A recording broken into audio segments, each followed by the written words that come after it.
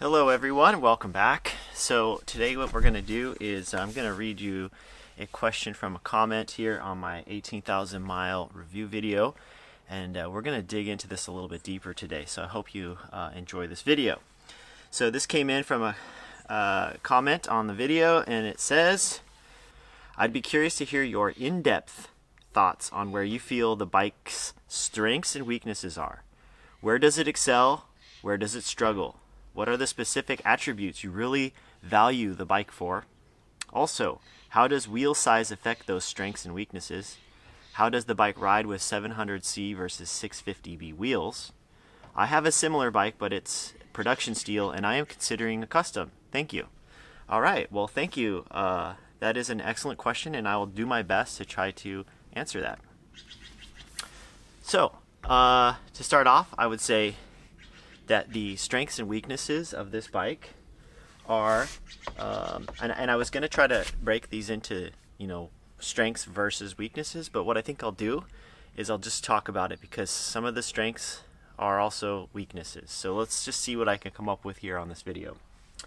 Well, to start off with, I would say that it's the main strength of a bike like this is its versatility. So if you want to go out on a bike ride and you're not really sure exactly what you want to do, you have so much versatility here. You have a front rack, so you could put a bag on and you can wear an actual real sweater like this that I'm wearing. You could wear regular pants if you'd like. You could wear whatever you want. It's a bike like this is set up to be comfortable. It's got a little bit more of an upright position, so you don't have to be in extreme aero all the time. You can sit up. It's got these upsweeping bars. It's got the front rack, like I said, so you can put the bag on. If you want to stop at the store, pick up some things, you can. It's got a headlight and a dynamo hub, so you don't have to think about what time it is. You don't have to worry about packing your headlights and plan ahead. It's just jump on and go. It's got clearance for really wide tires, so you can run, a wide slick tire or a wide knobby tire. I have knobby tires on here right now, but these also do very well on the road. So if I wanted to go on a nice long road ride, I don't actually have to switch out the tires. These will work just fine, and I can go do 60 to 100 miles, no problem, on tires like this. If you have the slicks on, that's fine too. You could ride on the gravel with those. You can ride on pavement, so you're not limited there either, and sometimes the slicks feel really, really fast on the gravel. The bike has a down tube shifters, so there is a bit of a weakness here in the sense that if you're climbing out of the saddle and you need to shift, you generally have to sit down. So that's I would say that's a weakness. And also the flexible tubing makes it a weakness because it will oftentimes, if this tension screw isn't really tight, it'll pull on the cable, and that might cause it to shift while you're climbing out of the saddle when you're really putting in the power. So I would say that's a weakness. The strengths of this is that the cable routing is very simple. I haven't had any cables snap on me with down tube shifters. They just last a lot longer. The number of bends they go through is fewer, so they just don't break as quickly. Also, they're very cheap. You can get a set of these shifters for $60 or $70 compared to $200, $300, $400 for brake lever shifters. These brake levers up here are aero style, but you don't have to run aero style brake levers if you don't want to. You could get the ones with the traditional cable that comes out of the top and goes down. They're called non-aero brake levers. And then the cable routing's even easier. You don't even have to wrap it underneath your handlebar tape, and then you're able to change the cables and housings anytime you'd like without having to replace the bar tape. So there are some strengths there. The other strength, I would say, is that the front dynamo is routed into this rear tail light, and so when you run your headlights, you have a rear light on. And so again, when you're not really sure what kind of a ride you want to do and you just want to head out on the road and just do whatever you want and not worry about what time it is or if it's going to get dark, or maybe you're hanging out with some friends and you need to ride home at night, you've always got lights.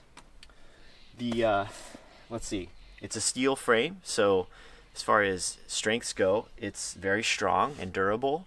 It can take a lot of abuse if you park it in a bike rack, or you put it on a train, or you park it on a bus somewhere and people are moving things in and out around it and they bump into it. It's probably not going to hurt it. Maybe you get a little ding here or there, but overall it's a durable material. The steel is also one of its weaknesses. Steel is pretty heavy, so this bike is definitely not the lightest bike out there. This weighs around 25 pounds as I have it right now, maybe a little less because I took the fenders off. But it's still fairly heavy, so if you're looking for that ultra light climbing as fast as possible bike, then this would be a weakness.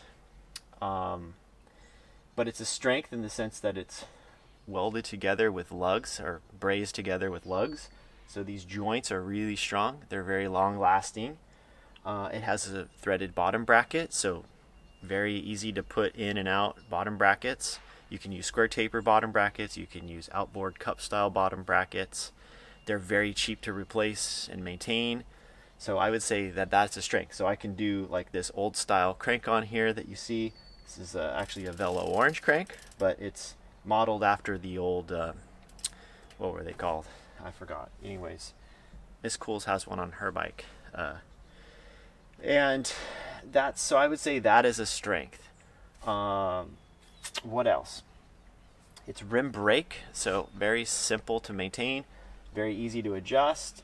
This one uses hex style bolts for all the cable crimps, which can be a pain if you are out in the field and you do break a cable. You would have to carry a hex style wrench, which I never do. I don't carry one, so I'm usually just going without it. And that's just from experience, and that I've never broke a brake cable before. So I think as long as you check them periodically, make sure they're not frayed too badly, they will be all right. And if you do break one, you still have another one. So as long as you can get to a bike shop, they can fix it for you. Or you can stop at a hardware store and buy some wrenches if you needed to. If you're on a bike tour, these are just standard sizes, nothing special, no special tools here. So I kind of think that that's a strength. It's also a weakness in the sense that if you do break a cable, you won't be able to necessarily fix it right away unless you carry the extra tools, which is added more weight. So you'd have to decide for yourself. But generally, I keep all my tools in here. I don't carry wrenches. I do have some Allen wrenches in here. I have a chain breaker. I carry some spare chain links. I have a spare tube, some patches, and this thing expands, so I can literally use it for extra storage if I need to. But also I can put a spare tire on here. It's got these spongy cords back here to carry a spare tire. So if you are going to do like a really long ride, you can throw an extra tire, or two. You could carry 2 tires if you like. You carry a set of slick tires for running the slicks, or you could have a knobby set on so you can rotate depending on what kind of a ride you're doing. Maybe you're doing a long tour and you're going to ride in mixed terrain. So just some options. So I'd say that's a strength. The weakness, or another strength, is the tire clearance. I want to talk about tire clearance because that's a strength, and that's because I could put fenders on. This bike fits very large fenders, full coverage. They're aluminum. They're very light. I think the whole set weighs maybe under a pound for the whole set, including hardware. They're aluminum. They have aluminum stays and all that, and the hardware is stainless steel. So it's long lasting. I've got almost maybe 15,000 miles, and I did see that after that much time, the rear fender up here where it mounts to the frame did wear a crack into it, but that's easy enough to reinforce, and it'll probably last another 5, 6, 10,000 miles, who knows. So fenders, the ability to run fenders is a strength. The reason I like fenders is because they keep the water spray off of my back, off of my seat post and saddle and everything. So it makes keeping the bike clean a lot easier. It just keeps the saddle and everything else lasting a long time. You don't get all the gunk and stuff up in here. It just keeps all that water spray off your your seat tube, and it just makes a lot of sense to have fenders, especially if you ride in the rain. Full coverage fenders. So that's a strength. Let's see, what are more weaknesses? The weaknesses, I think, are the low trail. To me, could be considered one of the weaknesses, or one of the things I don't like about it as much as I might have liked it if it was maybe mid-trail. I don't hate the low trail, I'm not sure that I like it as much. The quell stem, I think this is a strength. One of the things, this is a strength and a weakness. So the quell stem allows you to adjust the height of the handlebars at will. So if you want to go up a little bit, maybe you're going to do a long tour, your back's starting to bother you, whatever, you can raise it up. If you want to get more aero aggressive, you can lower it down. The quill stems come in limited lengths though. They don't have the really, really long ones. So you do have to size your frame based on that to get the correct reach that you want. But they do give you a little bit more flex on the off-road.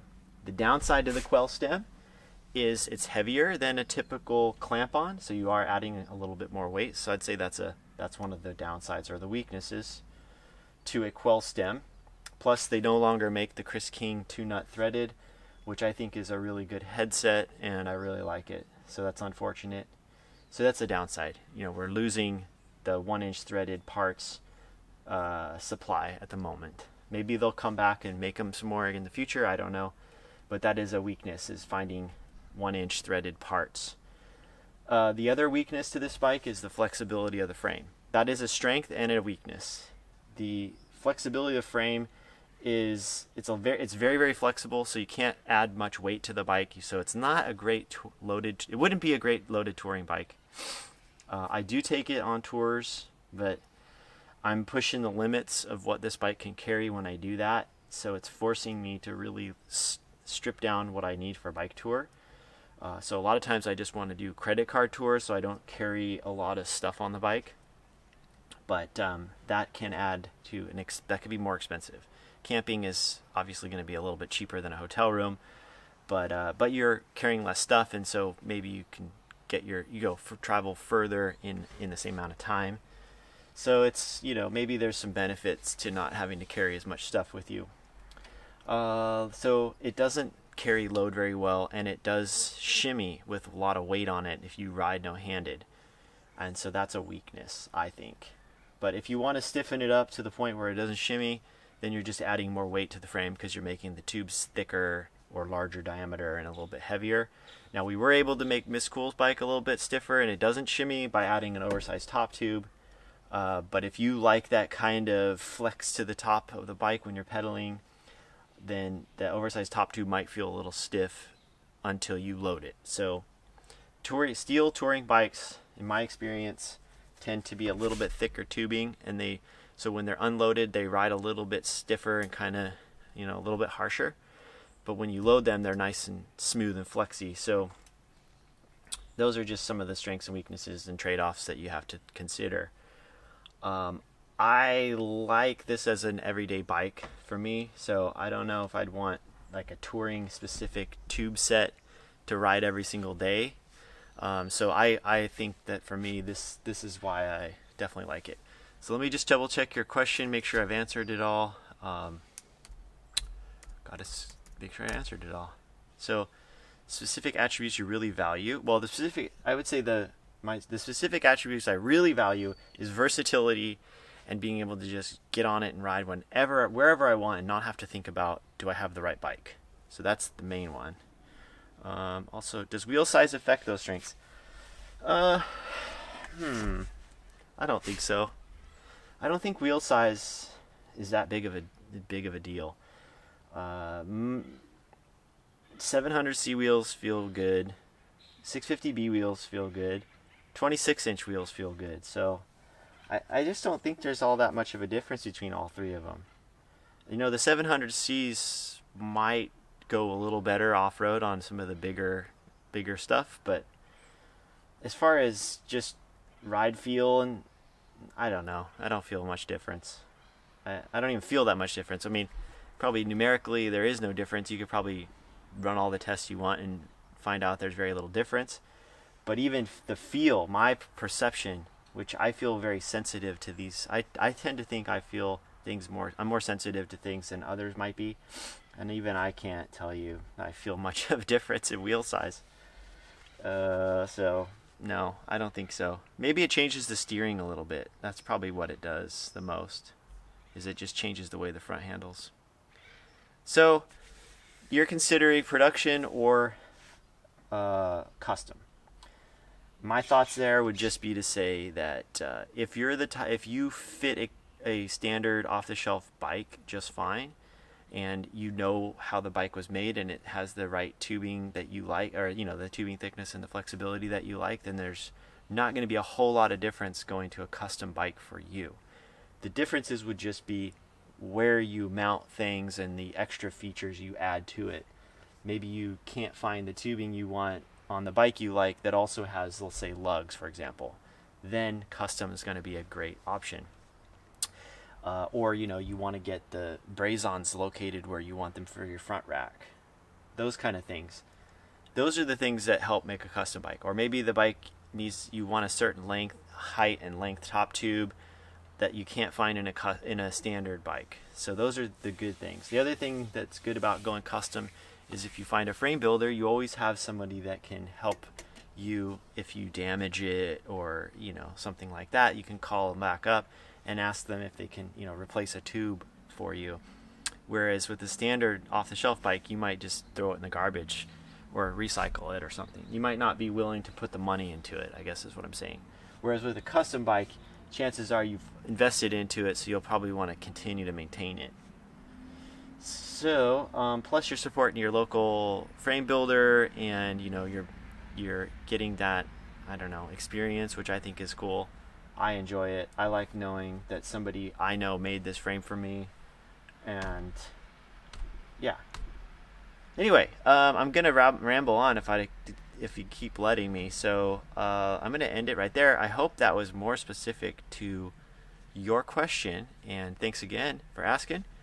And we'll see you guys soon.